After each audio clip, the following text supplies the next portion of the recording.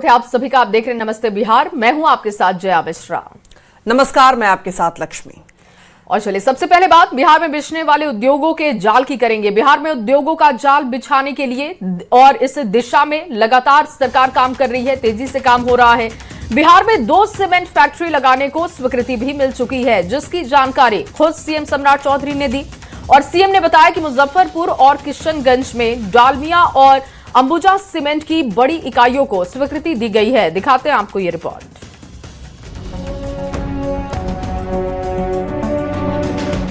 बिहार के किशनगंज में cement factory, Muzaffarpur में सीमेंट फैक्ट्री और हाजीपुर में फूड प्रोसेसिंग यूनिट।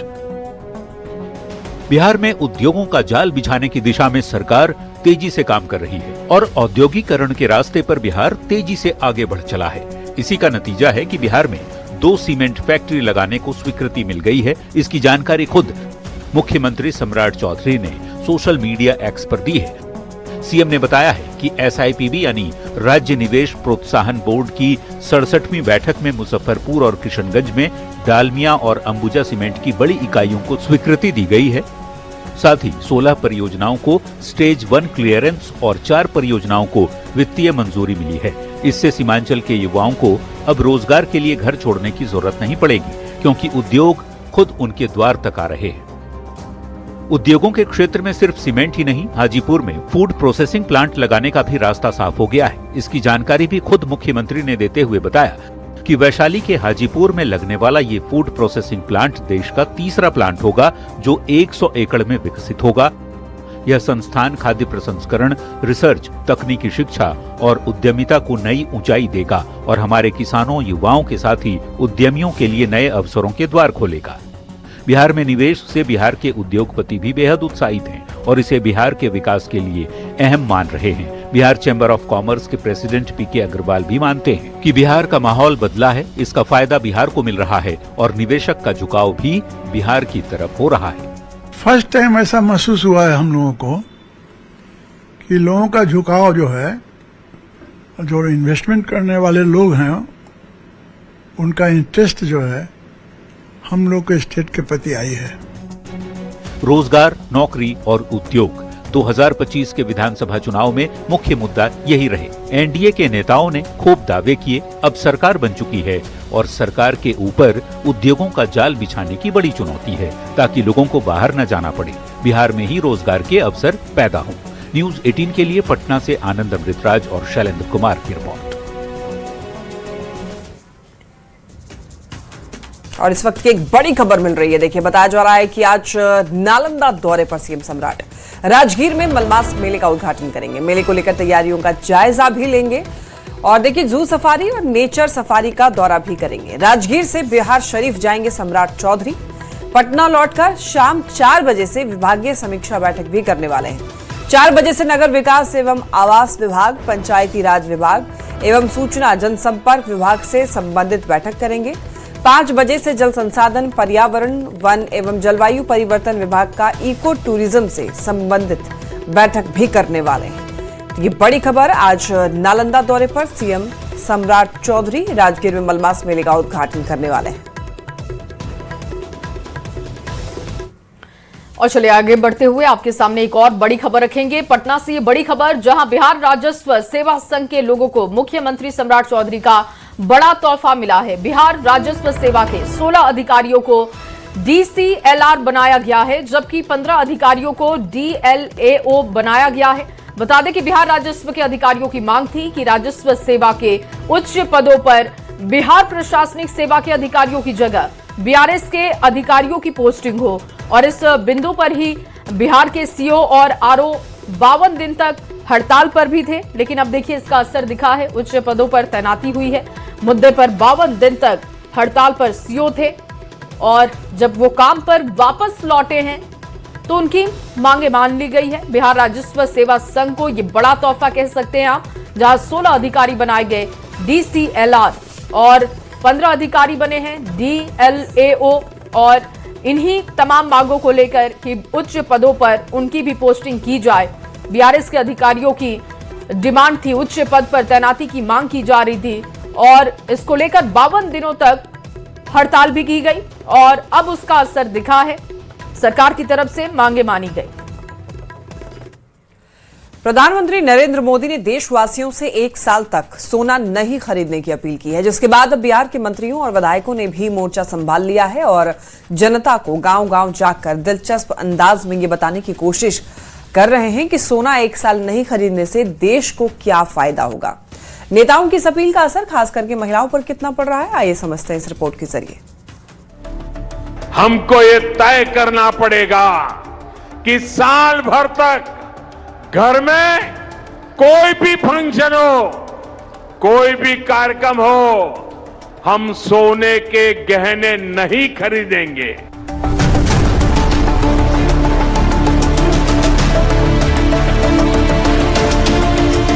पहले प्रधानमंत्री नरेंद्र मोदी ने देशवासियों से साल भर सोना नहीं खरीदने की अपील की। अब पीएम मोदी के संदेश को जन जन तक पहुंचाने का बीड़ा उठाया है बिहार सरकार के मंत्रियों और एनडीए विधायकों ने। देश मजबूत हो, अर्थव्यवस्था से मजबूत हो। उन्होंने कहा 1 साल तक कोई सोना नहीं खरीदे। कहा कि नहीं कहा? भारत में सोना महिलाओं के लिए क्या महत्व रखता है, ये किसी से छुपा नहीं। बात शादी ब्याह की हो तो बगैर गहना के कोई सोच भी नहीं सकता।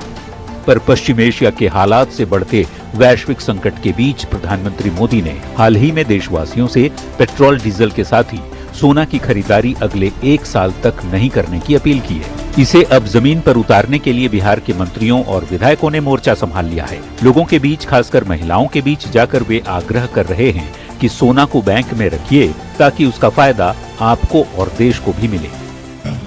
ईंधन का खपत कम हो, प्रदूषण नहीं हो, देश मजबूत हो, अर्थव्यवस्था से मजबूत हो। उन्होंने कहा 1 साल तक कोई सोना नहीं खरीदे। कहा कि नहीं कहा? लखिंद्र पासवान की अपील को महिलाएं किस तरह ले रही हैं, वो भी जरा सुनिए। कहना चाह रही हूँ कि मोदी जी ने जो कहा है हम महिलाओं को सोना कुछ दिन ना खरीदने के लिए, तो मैं उस चीज़ का पूरी तरह समर्थन करती हूँ, क्योंकि हमारे देश के हित के लिए है। तो मैं पूरी समर्थन में हूँ उनके साथ, क्योंकि ये हमारे देश के हित के लिए है। क्योंकि एक जिम्मेदार नागरिक होने के नाते हम सबका कर्तव्य होता है कि हम लोग देश में जो भी क्राइसिस और अननेसेसरी फिजूल खर्च है उनमें देश के प्रधानमंत्री जी और गृह मंत्री जी का हेल्प करें। हालांकि पीएम की अपील को लेकर सियासत भी तेज है। एनडीए के सहयोगी तो पीएम के बयान का समर्थन कर रहे हैं, पर विपक्ष सवाल खड़े कर रहा है। मोदी जी, देश की जनता से आपने अपील कर दिया, सोना मत खरीदो। आप देश की जनता को उस लायक छोड़े हैं कि 1 ग्राम सोना भी खरीद सके? महंगाई, बेरोजगारी तो भरी पड़ी है।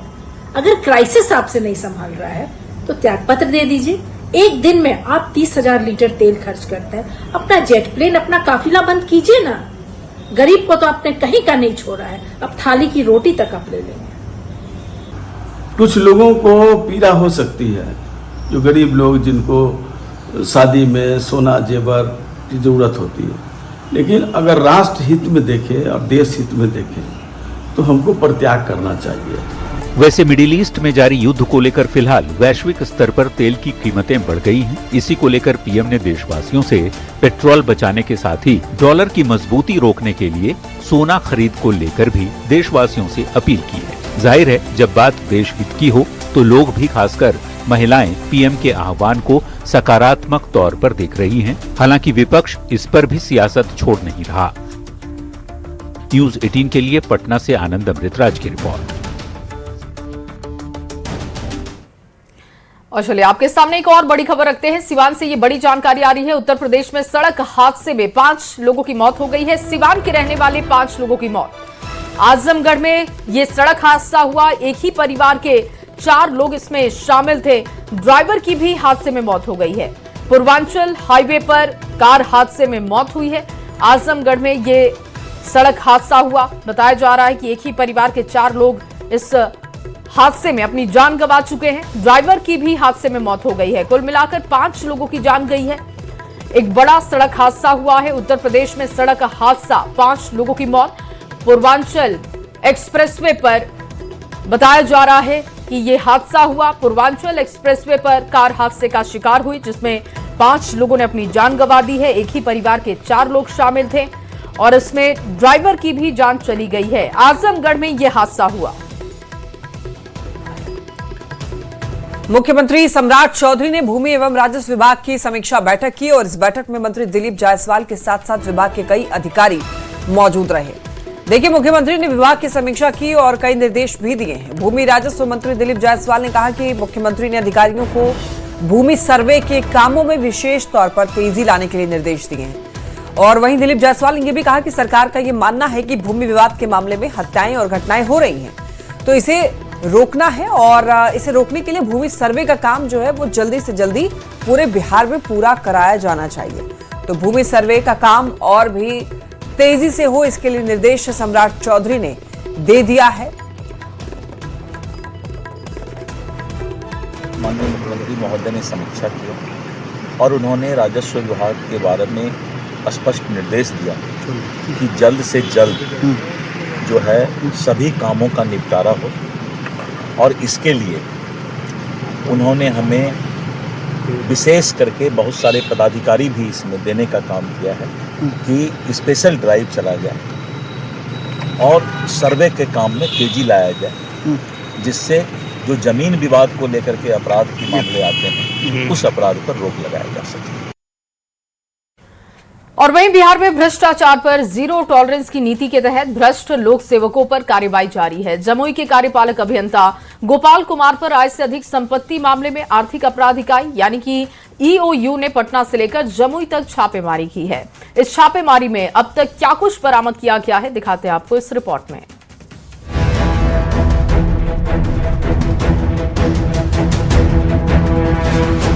बिहार में भ्रष्ट अफसरों के खिलाफ पुलिस प्रशासन का शिकंजा लगातार कसता जा रहा है। तभी ऐसी तस्वीरें आपके सामने आ भी रही हैं। नोटों की ये गड्डियां देखकर आपकी आंखें फटी रह जाएंगी। एक से बढ़कर एक खूबसूरत डिजाइन के गहने, जिसे खरीदने की आज शायद ही कोई हिम्मत करे। पर यह दुस्साहस किया है एक सरकारी विभाग के भ्रष्ट इंजीनियर ने आय से अधिक संपत्ति अर्जित करने के मामले में। जब ग्रामीण विकास विभाग के एग्जीक्यूटिव इंजीनियर गोपाल कुमार के घर पर ईओयू ने रेड डाली तो अफसरों के भी होश उड़ गए। पटना और जमुई के 4 ठिकानों पर एक साथ रेड डाली गई। पटना के अपार्टमेंट से अभी तक 40 लाख रुपए कैश मिले हैं। लाखों के गहने भी बरामद हुए हैं। वहीं कई बैंकों की पासबुक और जमीन से जुड़े कागजात भी ईओयू को मिले हैं। लगातार आर्थिक अपराध इकाई जो है वो छापेमारी कर रही है। ये जो आवास है जगत विला, ये गोपाल कुमार का ये आवास है और इसके जो 2nd फ्लोर है वहाँ पे छापेमारी जो है वो लगातार जारी है। आपको बता दें कि अभी तक लगभग यहाँ पे 2 करोड़ से ज़्यादा की जो आय से अधिक संपत्ति का जो है वो पता चला है और उस पे आज गोपाल कुमार के लगभग 4 ठिकानों पर एक साथ ईओयू की टीम जो है वो छापेमारी कर रही है। ये जो जगत विला है, यहाँ पे आपको तस्वीरें दिखा दें कि ईओयू की टीम जो है वो यहाँ पे मौजूद है और लगातार छापेमारी जो है वो जारी है। और अभी तक की जो जानकारी मिली है उसके मुताबिक इस जगत विला में 40 लाख रुपए जो है वो कैश बरामद किए गए हैं और लगातार जो अभियान है वो जारी है। और यहाँ पे आपको बता दें कि जगत विला के इसी 2nd फ्लोर पे जो है वो गोपाल कुमार जो हैं वो रहते हैं और फिलहाल वो मौजूद नहीं है, लेकिन उनका पूरा परिवार जो है उनके साथ है। और जिस तरीके से उनके आय से अधिक संपत्ति पता चला है, बताया गया है कि लगभग 2 करोड़ 61 लाख रुपए जो है वो आय से लगभग 80% ज्यादा जो है वो आय जो है वो पता चला है। गोपाल कुमार जमुई के झाझा में पोस्टेड है। गोपाल कुमार ग्रामीण विकास विभाग में इंजीनियर हैं। आय से 81.5% अधिक संपत्ति की वजह से रेड डाली गई। पटना और जमुई में 4 जगहों पर छापेमारी हुई। अब तक पटना से 40 लाख रुपए कैश और जेवर मिले हैं। जमुई के केकेएम कॉलेज के पास गोपाल कुमार फिलहाल किराए के मकान में रहते हैं। इन पर 2 करोड़ 61,000 रुपए से ज्यादा अधिक संपत्ति अर्जित करने का साक्ष्य मिला है, जो इनके ज्ञात आय से लगभग 81.5% ज्यादा है। चल रही है, कार्रवाई होने के बाद हुआ है। कार्रवाई चल रही है। कैश क्या सर बताइए। अच्छा, कैश मिला है कि नहीं सर, ये जानकारी है? कैश मिली है? कैश मिली। अब वो बताइए। क्या नाम है सर आपका? Inspector Aslam Ali EOU. एक साथ दिख रही ये 5 तस्वीरें बताने के लिए काफी हैं कि किस तरह भ्रष्टाचार की जड़ें सिस्टम को खोखला कर रही हैं। आर्थिक अपराध इकाई के अधिकारियों की माने तो इस रेड के खत्म होने के बाद ही कुल संपत्ति का आखिरी ब्यौरा सार्वजनिक किया जाएगा। वैसे बिहार सरकार की जीरो टॉलरेंस नीति के तहत भ्रष्ट अधिकारियों पर ये बड़ा प्रहार माना जा रहा है। न्यूज 18 के लिए जमुई से केसी कुंदन के साथ पटना से रवि एस नारायण और अमित कुमार की रिपोर्ट।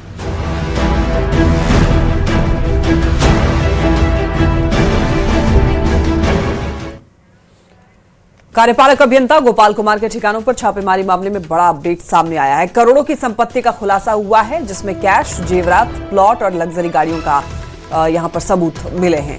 आय से 81.5% अधिक संपत्ति अर्जित करने के साक्ष्य मिले हैं। पटना फ्लैट से बताया जा रहा है कि 39,65,000 कैश की बरामदगी हुई है और 424 ग्राम सोना, चांदी के आभूषण और करोड़ों के इनवॉइस मिले हैं। जेबी मॉल में 2 दुकान और कई प्लॉट के दस्तावेज बरामद हुए हैं। लक्ष्मी कॉटेज दानापुर में 4 BHK फ्लैट, 80 लाख कैश देकर ये फ्लैट खरीदे हैं। दानापुर में निर्माणाधीन 3 मंजिला भवन का खुलासा हुआ है। कार समेत कई गाड़ियां मिली हैं, बेनामी होने की आशंका है। जमुई के जाजा में पदस्थापित है गोपाल कुमार। EOU की कार्रवाई देर रात तक चली। 3 बैंक खाते को फ्रीज किया गया है। तीनों बैंक खाते में 10 लाख रुपए जमा थी और ग्रामीण कार्य विभाग को भी ये रिपोर्ट भेजी गई है। तो आप देखिए यहाँ पर EOU आर्थिक विभाग एक्शन में है और ऐसे में ये कार्यपालक अभियंता गोपाल कुमार के ठिकाने पर छापेमारी में काफी कुछ बरामद हुए हैं, जिसमें कैश, जेवरात, प्लॉट, लग्जरी गाड़ियां और भी कई कुछ हाथ लगे हैं। और अगली खबर मुंगेर से आपके सामने रख रहे हैं, जहां पर खेल और विरासत को नई पहचान मिली है। केंद्रीय मंत्री राजीव रंजन सिंह उर्फ ललन सिंह ने ऐतिहासिक किला परिसर स्थित पोलो मैदान में बने आधुनिक फुटबॉल टर्फ का उद्घाटन किया। करीब 55 लाख की लागत से तैयार इस टर्फ में आधुनिक टर्फ में वियतनाम से मंगाई गई कृत्रिम घास लगाई गई है और 39 लाख की लागत से 100 साल पुराने जिला परिषद हेरिटेज भवन को आकर्षक तरीके से सजाया भी गया है। और ललन सिंह ने युवाओं से खेल के प्रति समर्पित रहने की अपील की है।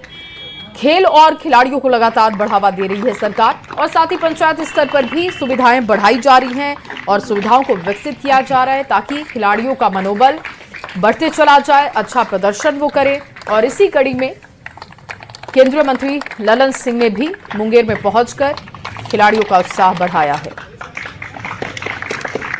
इस बार हम सांसद फंड से हर पंचायत में एक जिम और नौजवानों के खेलने कूदने की व्यवस्था करेंगे सर आपके रीजन में, ताकि नौजवान जो है वो उसमें जिम में अपने स्वास्थ्य को ठीक कर सकें और जो नियुक्तियां होती है उसमें वो कम्पीट कर सकें।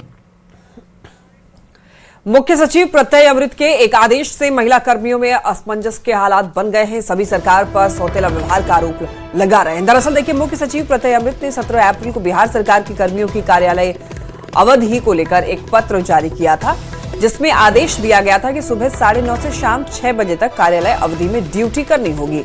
लेकिन इसी आदेश में नियमित महिला कर्मियों को सुबह 9:30 से शाम 5 बजे तक ही ड्यूटी करने का आदेश दिया गया था।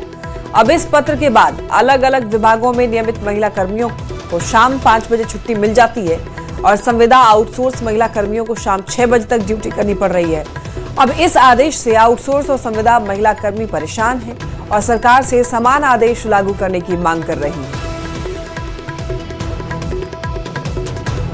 बिहार सरकार के एक आदेश के बाद सचिवालय से लेकर जिलों में कार्यरत महिला कर्मियों के बीच असमंजस की स्थिति बन गई है और सभी सरकार पर सौतेला व्यवहार का आरोप लगा रहे हैं। बताते चलूं कि 17 अप्रैल को मुख्य सचिव प्रत्यय अमृत ने कार्यालय अवधि को लेकर एक पत्र जारी किया था, जिसमें साफ आदेश दिया था कि जो नियमित महिला कर्मी हैं उनकी कार्यालय अवधि सुबह 9:30 बजे से लेकर शाम के 6 बजे तक रहेगी। और इस बीच सभी विभागों में अलग अलग जो है आदेश निकाल दिए गए हैं, यानी जो नियमित महिला कर्मी हैं उनके लिए कार्यालय अवधि में छूट दी गई है, उन्हें शाम 5 बजे में छुट्टी दे दी जाती है। लेकिन जो संविदा पर कार्यरत हैं या आउटसोर्स महिला कर्मी हैं उनको 6 बजे के बाद छुट्टी दी जाती है।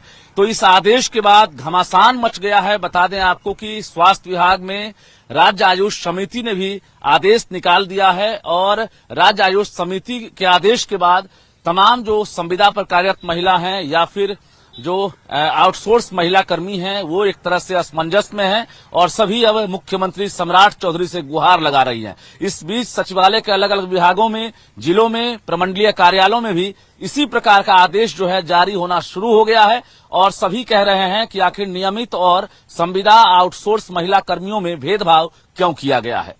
कैमरामैन दीपक के साथ रजनीश कुमार, न्यूज 18 पटना।